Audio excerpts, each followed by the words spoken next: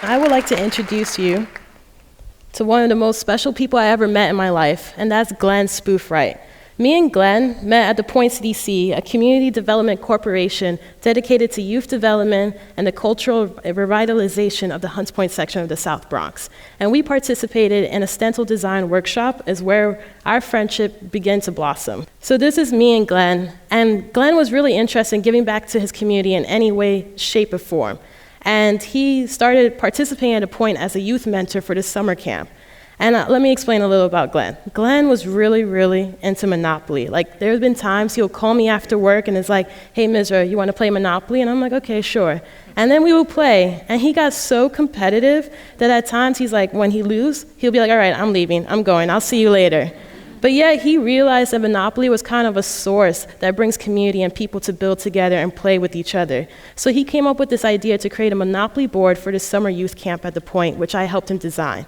And that board was able to reflect the experience of the students. Glenn, he was really into food justice, in a way kind of a health food nut. He always had these facts about high fructose corn syrup, and he kind of destroyed my love for Pop-Tarts because of it. But in a way, he exposed me of that food was around us and very accessible, and he brought me to places like Trader Joe's. And at first I thought, okay, Trader Joe's is like this hipster place, right? And he's like, no, it's actually pretty cheap, it's affordable, and you have some really cool stuff. So these are some things that Glenn loved eating: veggie dumplings, peanut butter bars, and sweet potato fries. And he would buy this and go home and experiment cooking with this and then feed it to his family and to his friends. I only knew Glenn for 6 months when he passed away in 2009 at the age of 21 due to a senseless act of violence. And that person that took away his life took that control and took away also a piece of our sanity and the safe space that we had in our heads. And Glenn was such a core community to us that it was so tragic, and it was another loss of a young man of color in our community. And at this point, I was in high school and I was trying to graduate, but I was really struggling in school. And I was trying to follow this normal path of you go to high school, you go to college. But at the age of 17, I was dealing with so many issues that wasn't normal for 17 years old to deal with. So I decided to take an untraditional path and get my GED. And I decided when I got my GED that I want to continue focusing on art. So I became more of an artist collective with Richard Palacios, Ryan Smith, and Alberto Inyamagua. And there we started at the Point doing NYC Bridge Project, a photojournalistic crew, and we learned how to document local and global issues that were surrounding us. Well, I got my GED, and then people were telling me, all right, well, if you want to go to college, I don't think they're going to accept you with a GED, at least a 4-year school. And that really discouraged me at times, but then again, I wanted to prove them wrong. So I wanted to create a really diverse portfolio, and thanks to my mom, she exposed me to themes such as monoprint and silkscreen and linoleum. And then every Sunday, the guys started coming to my house, and they started seeing what I was doing and was really interested, that all of a sudden it turned into this artist in residency. And this was one of the first silkscreens that I made. Don't live life to the fullest, stay hungry. And this was a quote that Glenn would say often. And I thought this piece was a perfect motivation for me during that process of applying to colleges, that I couldn't give up because there was a stigma of GED, that you can't be successful and you can't go far. So I made sure that I didn't settle with just a GED, that I try to push my limits as much as I can in any possibility. So after, I sent out my portfolio, and me and the rest of the guys were like, well, we have all this work, what should we do with it? And we wanted to establish ourselves as artists. So we found out this space in Greenpoint, which was able to have a space for emerging artists to show off their work in this salon-style gallery. And we went there and thought it was pretty amazing, the community they were building, but it was growing and growing, and we realized, why does this not exist in our own backyards in East Harlem and in Brooklyn? So we decided to start the House of Spoof Collective between the 4 of us. And the House of Spoof Collective was a support between us as artists. And we're so used to critiquing and working with each other, it just felt right to be a collective. And the reason for spoof, well, it really resonates to me, the second definition, to make good nature fun of, and that was Glenn. He was so free, he was such a humble guy, he always made you smile. A prank wasn't deceiving, it was just to make you happy at that second. And we wanted to embody that spirit. And then also for the fact that we went to Glenn's house all the time, and he created a safe space for youth by youth, and we didn't need to be in the streets just hanging out. So we wanted to embody that and do that for other artists. So we decided to start in our own community. And because of the point, we found a brick house.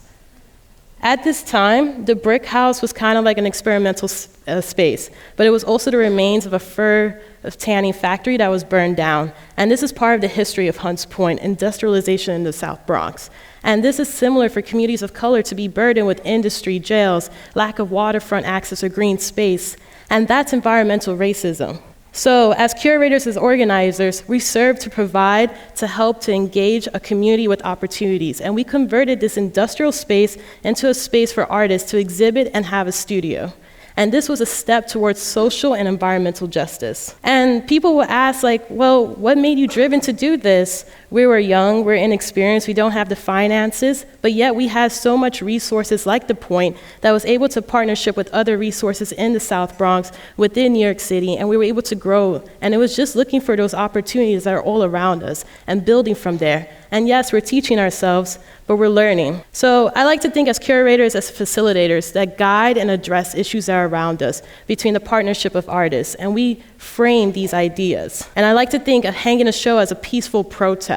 In 2011, when Glenn passed away, we were still feeling these emotions at that time, and it was still present. And instead of reacting to vengeance and violence, we decided to use art and take that control back in our hands and use art to inspire peace in our communities like it did for ourselves.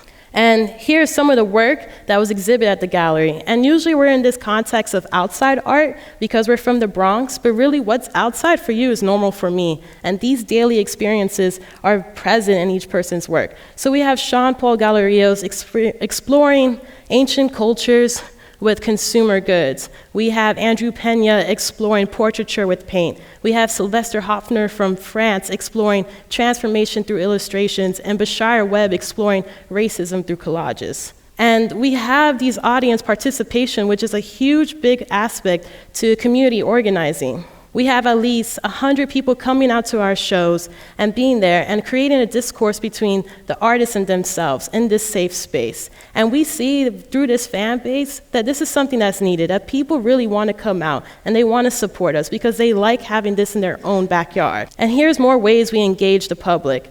Through muralists, through wheat pasting, through performers. And as a public, you get to see that process of when they're developing a piece or singing a song. And I like to think as activism as community as well. In 2011, I got accepted to Cooper Union with a full tuition scholarship. But at that time, I was starting to realize that that free education was starting to die out and that this mission was being threatened.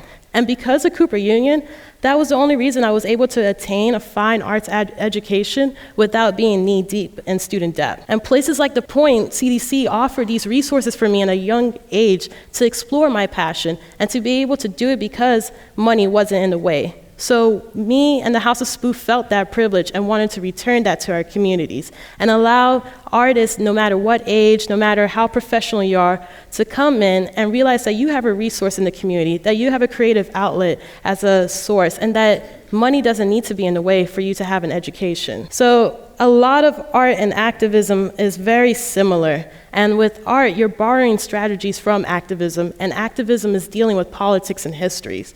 And the lines between those processes blur into each other. So one is you're investigating, you're looking for ideas, what's around you. And then you're also working together because there's a huge power in numbers that strengthen any activist or artistic project. And then as well, you're trying to find sustainable changes. You can't just do a happy one-day protest and think it's gonna be change. It's like working out. You don't work out for just one day and think, oh yeah, I'm gonna lose weight. You have to keep doing it and implementing these changes into your daily life. And that's how you create sustainability. And we continue to explore and analyze the creative artistic practices with social activism. So just recently, we got a grant from In Good Company that came with 11 business partners that came for a week long to renovate the brick house. And now they made it a more accessible space for the community. And now we could really, truly fulfill this space with community organization of participating in the workshops as well as gallery spaces. And we're so excited that we're gonna do our 6th show and breaking it in next week for the Day of the Dead in honor of Glenn and in honor of community. Thank you so much for having me. Have a good day.